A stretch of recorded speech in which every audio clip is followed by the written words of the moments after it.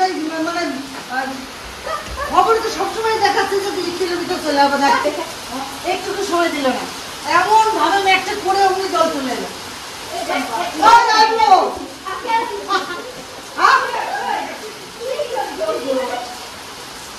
আরে টাকা পয়সা গুলো, মোবাইল গুলো,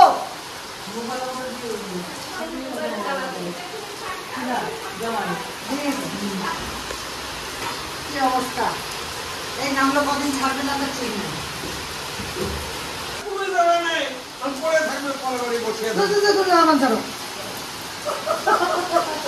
জানি গেলে বেশি ইচ্ছা করিয়া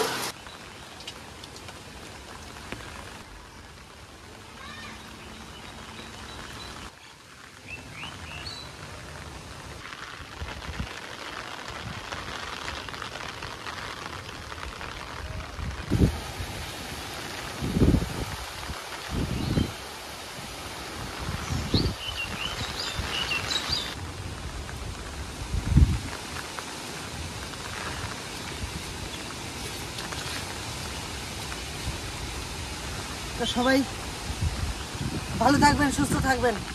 ওয়েদার প্রচণ্ড হারে চেঞ্জ হয়েছে, চারিদিকে খবর নিয়ে নিলাম। সুন্দরবনে যে বন্ধুরা আমাদের আছে, সকালবেলায় কথা হলো 7টার সময়, ওখানে সকালবেলায় গতিবেগ বেড়েছে। আর আমি ওদের সঙ্গে কথা বলে একটু বাজারে গেছিলাম, বাজার করতে। বাজারে কিছু নেই, কালকে আমাদের রাত থেকেই শুরু হয়েছে, তো বেশি কিছু না, কটা চুনো মাছ, একটু খুদ নিয়ে এসছি। তা বাড়িতে আছি এই মানে ওয়েদারের ভিতরে। আর এদিক দিয়ে দাদার বাড়ি আর আমার দিদি বাড়ি, সানুদের বাড়ি ঘুরে এলাম। কলা গাছের লাঠিটা পড়ে গেছিলো, ওইটাকে ঠেঙাটা দেওয়ার জন্য ওই দিক থেকে এলাম। সকালে এসব দেখে গেছিলাম। তো এদের আর কি করবো, আপনারা সবাই ভালো থাকবেন, সুস্থ থাকবেন। আর যেখানে প্রবল ঝড় হচ্ছে আর প্রবলভাবে আপনার কী বলে এটাকে মানে আশঙ্কা দেখা দিচ্ছে, আপনারা সাবধানে থাকবেন, বাড়ি থেকে বেরোবেন না। আমাদের এখানে কিন্তু সেরকম কিছু হচ্ছে না, সামান্য একটু হাওয়া আর বৃষ্টি, আর অন্য কিছু হচ্ছে না। তো চলুন বাড়িতে চলুন, সবাই মনে বসে রয়েছে, আমাকে বাজারে পাঠিয়েছি সে কখন। আসুন আসুন বাড়ি।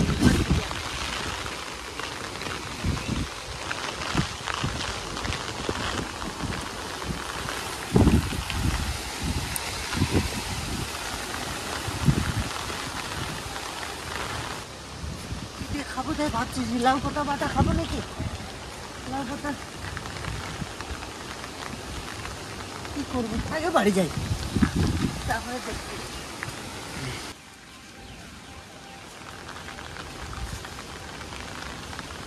গাছের কত আম পড়েছে,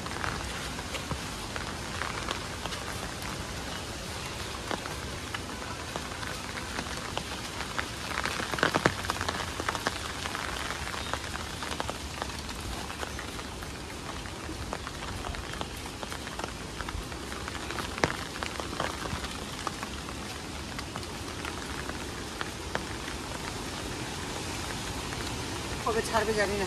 আম কটা থাক, পরে এসে নিয়ে যাবো।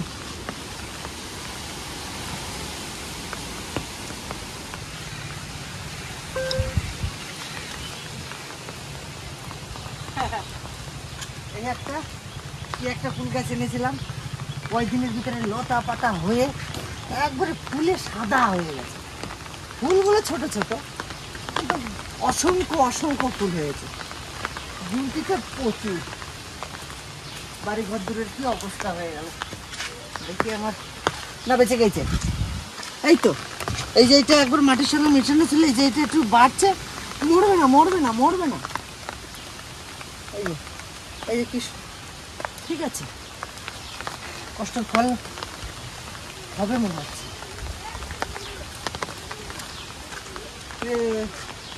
তোরা খাওয়া দাওয়া তো করিস নাই, দাঁড়া খাবার দেবো।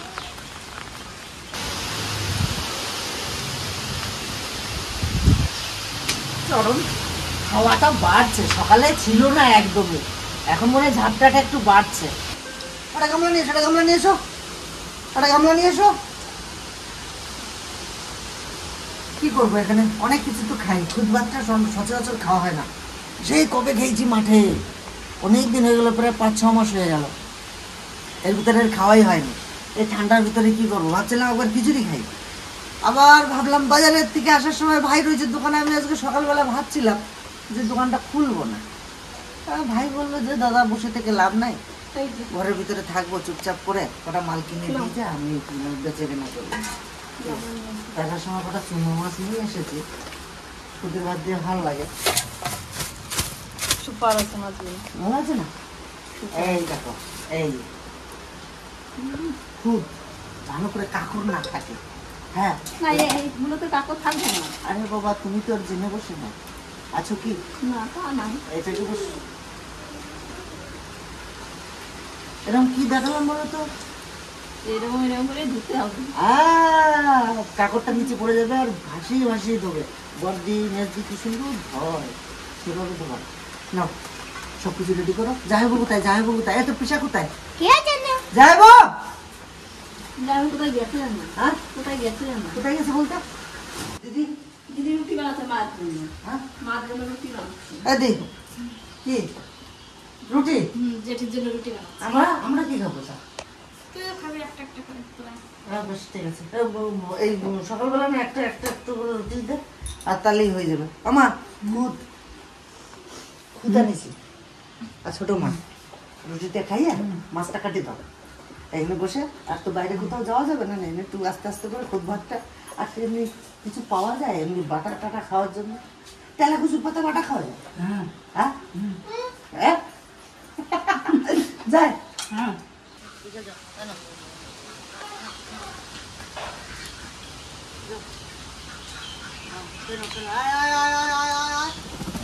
সবাই আয়, কোথায় আছিস? আয়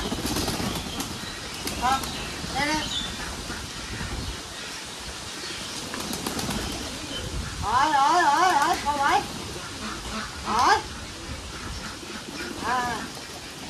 আপনারা নিয়ে আসবো। আয় আয় আয় আয় আয় আয়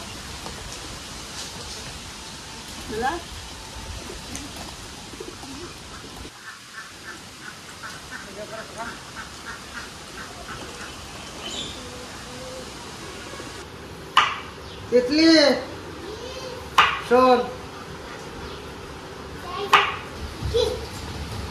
খুদের ভাত খাবি তো? হ্যাঁ হ্যাঁ ভালো লাগে। আলু কিভাবে কাটতে হয়? এইভাবে তো দেখ, তো বুড়ি মানুষ, হ্যাঁ মা মানুষ, হ্যাঁ এরকম কাটে তো? যদি দোষ হয় তো তোর বলে দিলাম।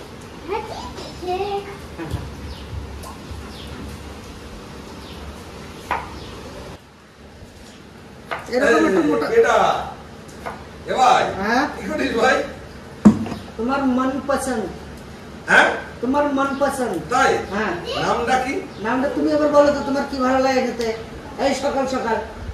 এই সকাল সকাল? হ্যাঁ শীতকালে দিন, শীতকালে দিন এক হয় ফেনা ফেনা ভাত আর এক হয় খুদির ভাত, তাহলে জমে যায়। এরকম খুদির ভাত আছে, এরা মোটা মোটা দেবো তো? হ্যাঁ খুদির ভাত আছে জানো? হ্যাঁ খুদির ভাত। সত্যি সত্যি এই টাইমে কিন্তু ফেনা ভাত ভালো লাগে। ফেনা ভাত কি তাই না?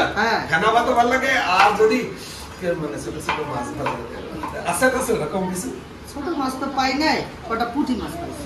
পুঁটি মাছ চলে গা? চলে পুঁটি না, ময়া মাছ। হ্যাঁ মরলা। আরে দুই বোন সকালে যে ঝামেলা শুরু। এই ঝামেলা করতেছিস নাকি? তাহলে মজা করতেছিস?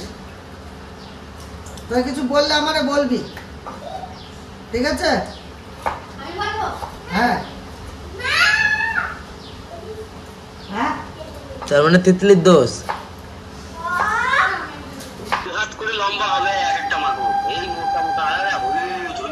আরে তোর তো মাথা খারাপ হয়ে গেছে রে ভাই। দুই হাত করে কোনোদিন মাগুর হয়?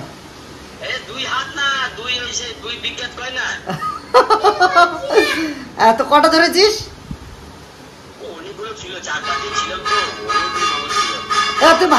তুই ভাগে কটা পেয়েছিস?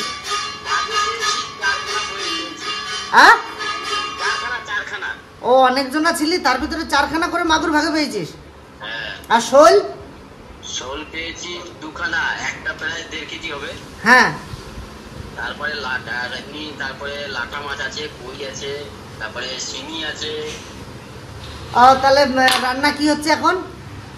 রান্না হচ্ছে মাগুর মাছের জিরে বাটা দিয়ে ঝোল, হ্যাঁ, আর বেগুন দিয়ে শোল মাছের ঝোল। ও আসতেছি ভাই। আমি এই খুদ ভাত খাবো না ভাই, আমি যাই তোর বাড়ি যাবো। চলে চলে চলে। বৌমাকে বল ভালো করে রান্না করতে। সত্যি আসবি তো? হ্যাঁ হ্যাঁ হ্যাঁ করে দিয়েছে। কাল রাতের বেলা জল হয়েছে সারা রাত, মাগুর মাছ উঠে আসছে। মাগুর মাছ উঠে আসাতে শুনলেন তো সবই। দেখি যদি সময় পাই তো যাবো। কাঁচা আলু কিভাবে খাই দেখো।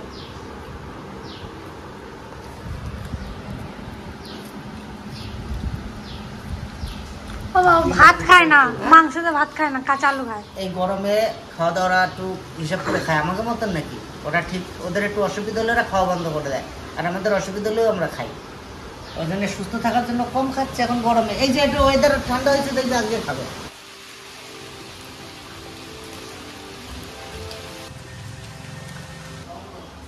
আজকে সারাদিন বৃষ্টি হচ্ছে সকাল থেকে। দাদা বাজার থেকে খুদের চাল আর মরলা মাছ নিয়ে এসছে, আর মা কুমড়ো শাক নিয়ে আসলো।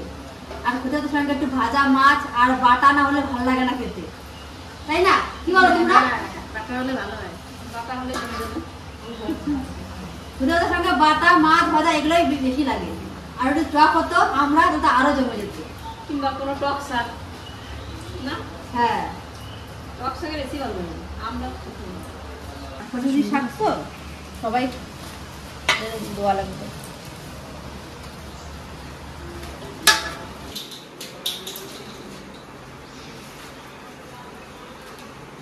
টাটকা শাক সুন্দর দুটো তো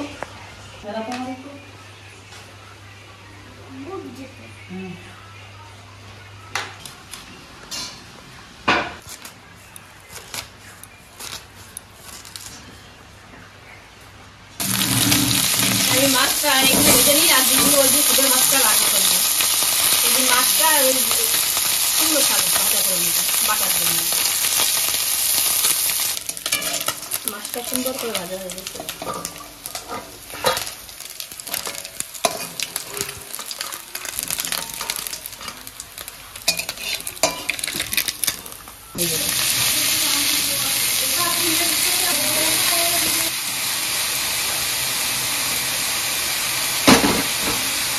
কাঁচা লঙ্কা বাটা বুটি ঝাল বেশি লাগে, তাই লঙ্কাটা একটু বেশি দিলাম।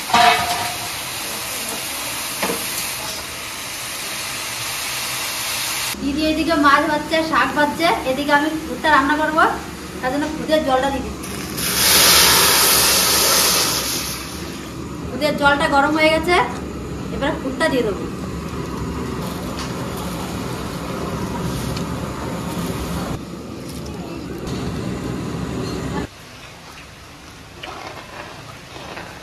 ঢাকা দিয়ে দেবো।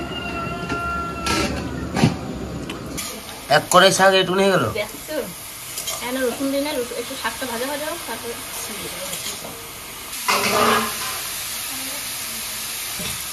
আজকে কালো দিয়ে দেবো না, রসুন কড়াই শাক কত করে এখন এর সাথে মিশিয়ে ভেজে নেবো।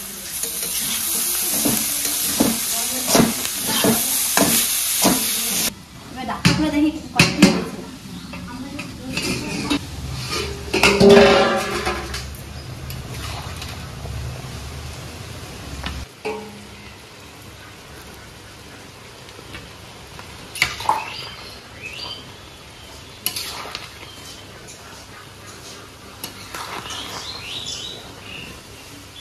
এবার লবণটা দিয়ে দেবো।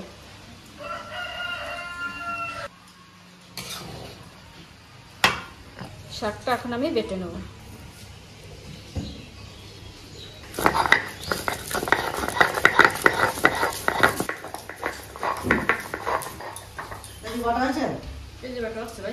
আচ্ছা, এই হাঁসগুলোতে কি খাবে? সে কিছু চাপাই দাও। ভাতটা হয় টাকা।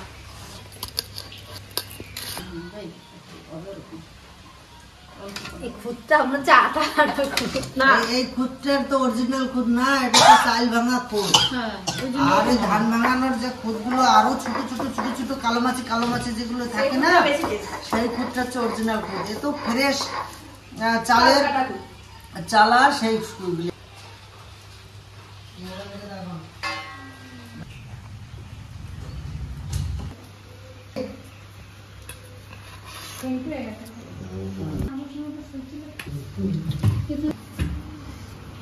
ফ্যানটা বন্ধ করে দাও।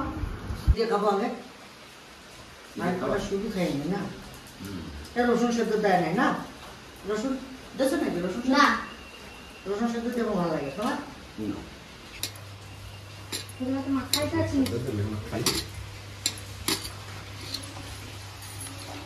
আচ্ছা লবণ না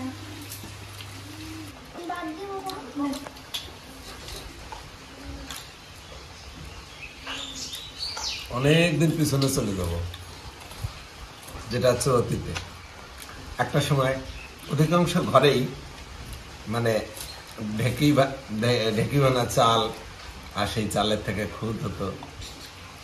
প্রতিনিয়ত প্রায় ঘরেই কম বেশি করে খাওয়া হতো। এখন যুগের সঙ্গে সঙ্গে সবকিছু পাল্টে যাচ্ছে, সব মিলে চাল। তা এই খুদের ভাত এত একটা প্রিয় খাবার, সত্যি মানে যারা খেয়ে অভ্যস্ত আছে তারাই বলতে পারবে যে খুদের ভাতের টেস্ট কি। তো আমাদের ইলামবাজারে খুদ পাওয়া যায়, যদি কারোর খেতে ইচ্ছা করে অবশ্যই চলে আসবেন। ইডলির আগে লাগে পেঁয়াজ।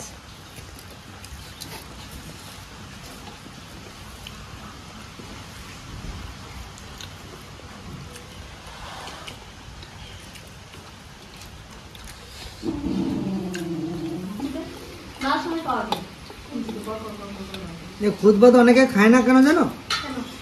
এই খুদের থেকে কাপড়টাকে ছাড়ানোটাই হচ্ছে মেন। ভাসিয়ে ভাসিয়ে এই যে যেরকম রান্না করেছে, কাপড় হয়তো দুটো একটা হয়তো করতে পারে। এই যে এই সবুজ সবুজ ভাত আর খুদের ভাত হচ্ছে মাখানোর উপরে সবকিছু। আর যেমন ওয়েদার,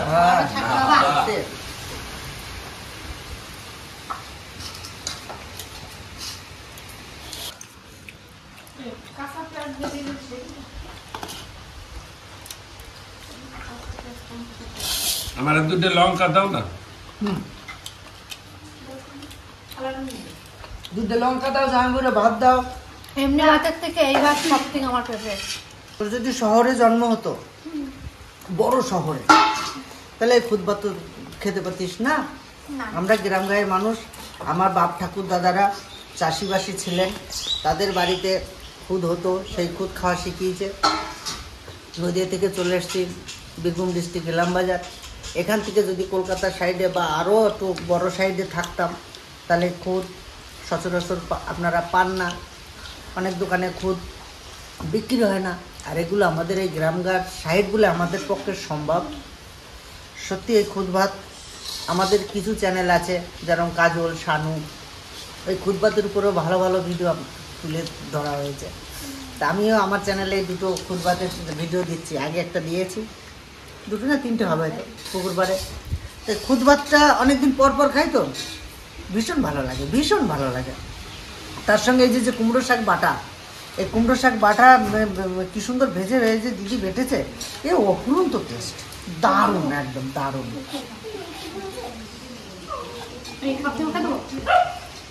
এটা চটকিয়ে মাখাইতে হবে না? ভালো চালের সঙ্গে ভালো ভাতের সঙ্গে হয় মাটন, না হলে চিংড়ির মালাইকারি, আর না হলে ইলিশ মাছ ইত্যাদি ইত্যাদি।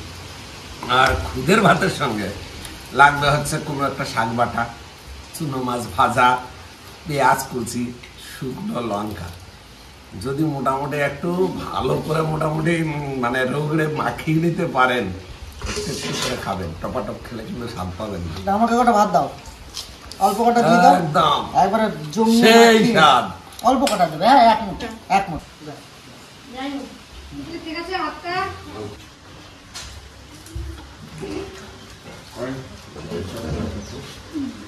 তো আমার শ্বশুরবাড়ি এত সুন্দর একটা আম গাছ আছে, যখন এই জায়গায় আসে তখন থেকে সেই আম গাছটা আস্তে আস্তে মানে অনেক ঝড়ঝাপটা গেছে, কিন্তু এই আম গাছটা কিন্তু কিছুই হয় না। এই ডাল ভেঙে পড়ে গেলেও কিন্তু একটা সাইডের ডাল বেরোছে, সেই গাছের আম মানে ভোলা যায় না।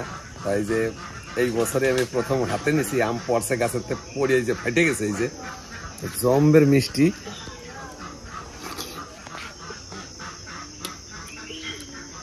কি কব, এরকম গাছের পড়া পাকা আম অনেকেই হয়তো আমরা খেতে পারি না। আমি কি কব, মানে আমিও লাকি আর বক্তবাড়িও লাকি। আর ওই গাছের আম বেশি দেয় না কোনোদিন, এত মিষ্টি আম। এই আমটা এত মিষ্টি, গাছে পাকাইলে পোকা হয়ে যায়, এত মিষ্টি। যদি ভালো খেতে হয় এখন এই পেরে পেরে ঘরে রেখে রেখে খেলে খাওয়া যায়, নাহলে মিষ্টির ভিতরে পোকা হয়ে যায়। আর গ্রাম বাংলায় মানুষরা তো গাছ পাকাই খান, কিন্তু শহরে যারা থাকেন তারা খেতে পান না। তো যাই হোক, জামাইবাবু কপাল ভালো, সকালবেলা টপাস করে এই ঘর থেকে বেরোলে আর ওনার সামনে পড়লো টপাস করে, আর ধরেই খেতে শুরু করে দিল। আমা আমি যাচ্ছি ওই জামাইবাবুর জন্যে। আর একটা কথা, জামাইবাবুর কাজ তো অনেকটাই হয়ে গেছে, বাড়ির কাজ। যাই জামাইবাবুর বাথরুমের যে জিনিসপত্রগুলো লাগবে সেগুলো কিনতে যাব, আর ওগুলো কেনাকাটা করে এসে তারপরে বাড়িতে এসে আমরা আবার বিকেলবেলা বেরিয়ে যাবো আমাদের ওই কাজে। এই ভিডিওটা আর বেশি বড় করছি না, কাজ সামনে অনেক বেঁধে গেছে। এই যে কি নাম দেশে রুমাল নাকি রেমাল, এই রেমাল এসে আমাদের এইখানটায় অন্তত বেশি ক্ষতি হয় না। একটু বৃষ্টি হয়েছে, সামান্য একটু হাওয়া হয়েছে, ক্ষতি হয় না। আর যেসব জায়গায় ক্ষতি হয়ে গেছে তারা অনেক বিপদে পড়েছে, অনেক অসংখ্য মানুষ এই ঝড়ঝাপটায় পড়ে ক্ষয়ক্ষতি হয়ে গেছে। প্রকৃতিকে মেনে নিতে হবে, আর প্রকৃতি যে এরকম আসবে, ওদের কাজ ওরা করবে, আমাদের কাজ আমাদের করতে হবে। সব কিছু মেনে নিয়ে আবার সুন্দর করে গড়ে তুলে জীবনযাপন করতে হবে। আর যেখানে ক্ষয়ক্ষতি হয়ে গেছে সেখান থেকে আমার যারা ভিডিও দেখছেন তাদেরকে বলবো যে কি করবেন বলুন, কিছু করার নেই। ঈশ্বর যদি মারে কেউ বাঁচাতে পারে না, আর ঈশ্বরের স্মরণ করেই উনিই মারবেন, উনিই বাঁচাবেন। তো ওনার প্রতি আস্থা রাখতে হবে, যেন এরকম বছরে বছরে আমাদের ক্ষয়ক্ষতি না হোক। ঈশ্বর আমাদের মুখ তুলে তাকাক, আমরা যেভাবে আছি এভাবে যেন সবাই মিলে ভালো থাকতে পারি, ঈশ্বরের কাছে সেই কামনা করব। আর যেখানে ক্ষয়ক্ষতি হয়ে গেছে আশেপাশে যারা আছেন তাদের পাশে একটু দাঁড়াবেন, তাদেরকে একটু সহযোগিতা করবেন। এই ভিডিওটা এখানে শেষ করছি, দেখা হচ্ছে অন্য ভিডিও। টাটা।